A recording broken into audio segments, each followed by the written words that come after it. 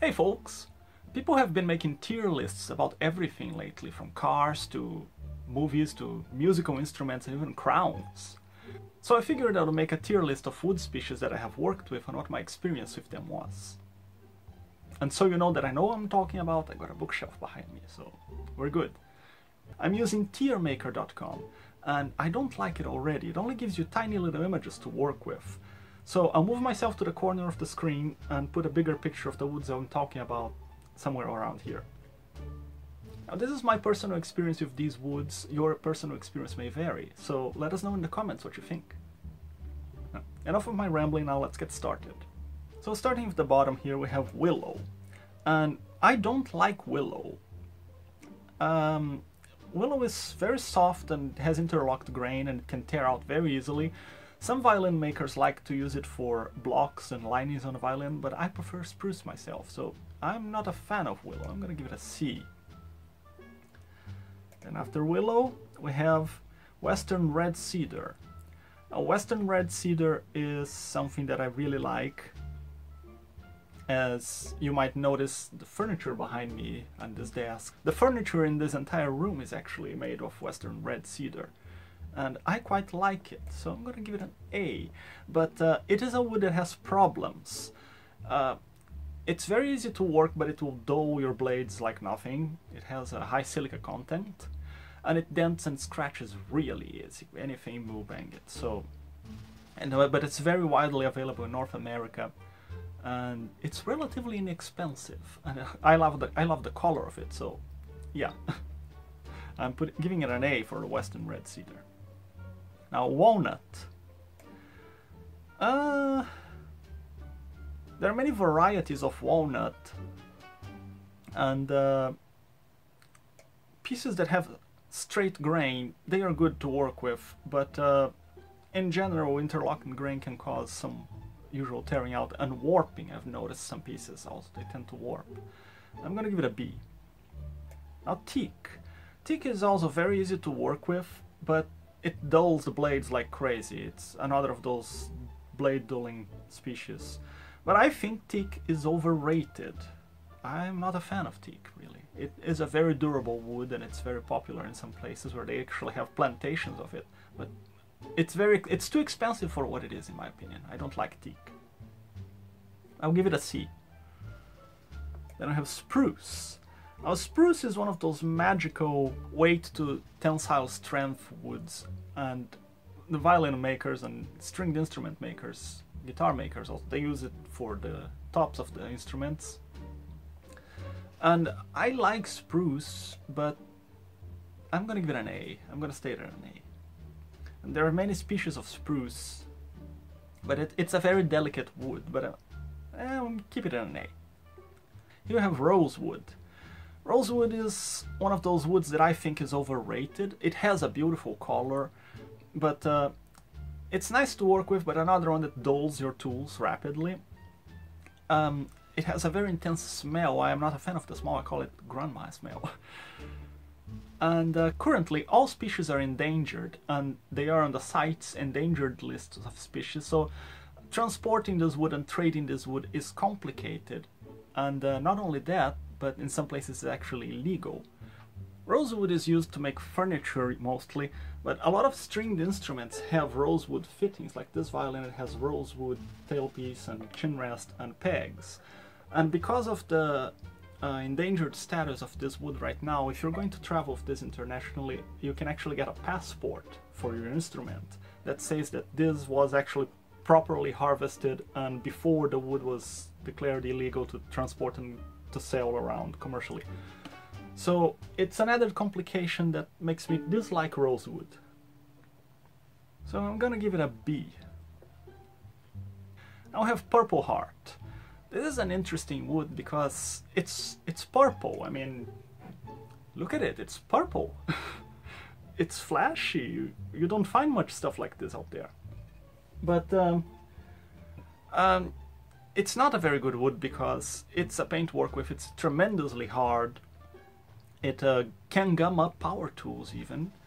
And the purple color tends to fade if it gets exposed to sunlight. So if you want purple colorful wood, I would recommend getting something else, like a maple perhaps, and dye it purple. It's much better. I'm gonna give it a... put it on C. So then we have poplar.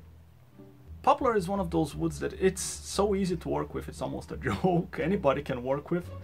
It is very soft, and if you don't use very fine grit sandpaper on it to finish, it gets a fuzzy appearance on the surface. I built a whole lot of stuff out of poplar way back in the day before I even knew what it was. And I had this wood, it was available, it was cheap, and I bought it, and you can build a lot of things with it, but it's not a very durable wood, it doesn't last well in the weather also. I'll give it a B. Yes, a B is good. And pine. Oh yes, this is the backbone of America, I guess. Everything here is made of pine. From furniture to our houses, the skeletons of our houses, the frame is built of pine. Unless you have an old house, then it might be something more exotic, but for the most part it's going to be pine. It's a wood that is extremely easy to work with, but it's also not dense, and it doesn't hold detail very well, and it dings and it splits very easily. But it is so readily available and so practical, I'm gonna give it a C. B, maybe. I'll go back and revise this later. Then we have Brazilwood. Now this is a wood that is something else. Now this is one wood where common names create lots of confusion, because Brazilwood and pernambuco are the same plant, but when you're talking about stringed instrument bows, which is what this wood is primarily used for these days, the high quality bows, they are said to be of pernambuco wood, while the lower quality bows are called Brazilwood. In the end it's the same plant, and this wood is incredibly tough, but it's a joy to work with. I absolutely love working with Brazilwood, and it cuts, it turns, it sands just remarkably well. But this is an incredibly endangered species. It's almost decimated. In centuries past, it was used to produce a red-purple dye that was absolutely all the rage, and they harvested this thing almost to extinction. And then stringed instrument bow makers realized that this makes an incredible bow for violin, for viola, for cellos, and for double basses. And that's when they started using to make that. It used actually to be made of other woods, like snakewood before. It's currently highly regulated, but still the plant is being devastated. This is a magical wood. I'm gonna put it on S. It's gonna be my first S. And then we have ebony. That's another magical wood, in my opinion. There are many plants that get called ebony, but the Gabon ebony is the true ebony. Gabon. It's a wood that is very difficult to work with. It's extremely tough, but it's another of those woods that the final product, once you actually master cutting through that incredibly tough wood, the final product is incredible. So I'm actually gonna give it an S also. I'm gonna put it on the S. What does S stand for? Does anybody know? Then we have Davey 504's favorite wood, if it were called basswood. But it's not bass like the bass, it's bass like the fish. And I think this is also one of those remarkable woods. I think it's the easiest wood there is to carve that actually holds detail. But at the same time, it's very soft and very easy to dent and scratch and damage it. But because it's such a joy to work with, I'll actually give it an A. And then we have the wood that nobody knows how to say the name, Paduk, or Paduka, or it's Paduk. Just take my word for it, it's Paduk. Paduk is very easy to work with, but again, interlocked grain can cause tearing out. And the color also is another of those colors that can fade into a brown once exposed to sunlight, so you need to have some UV sealer applied on it to keep the color. I'll put it on the B. It's okay. Then we have oak. There's a lot of oak species, and I think oak is overrated. I don't like the way it looks. The pores are too big. It also suffers stability issues. It can shrink, it can wrap. It can some species are tremendously hard to work with, while others are very easy, and it's not a very durable wood in my opinion. So I'm actually gonna give it a C. Yeah. Then we have olive wood, which is highly overpriced because most olive trees are used for the olives, not to fell the tree and take the wood from it. So it's an overpriced wood. It has also tremendously interlocked grain that tears out, as you might have figured by now. And it's not a stable wood. It tends to shrink, it tends to wrap. So I'm actually going to give olive the first D because I don't care much for it. It's not my favorite wood. And maple. We have a lot of maples again, so many varieties. And it's relatively easy to work with, but it's a relatively tough wood also. It has an interesting weight to strength ratio. I will give maple an A because there are so many varieties and you can do so much with it. And we have the Honduran Mahogany.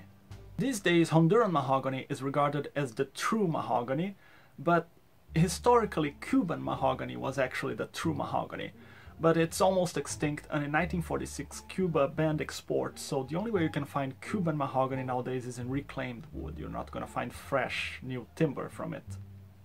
So Honduran mahogany, it might be the most wonderful wood there is to work with. It cuts easily, it's tough enough to retain detail, and there's a reason why this wood is so incredibly popular in furniture and musical instruments. The stuff is magical, so I'm actually going to put the Honduran mahogany on the S also. It's a remarkable wood to work with.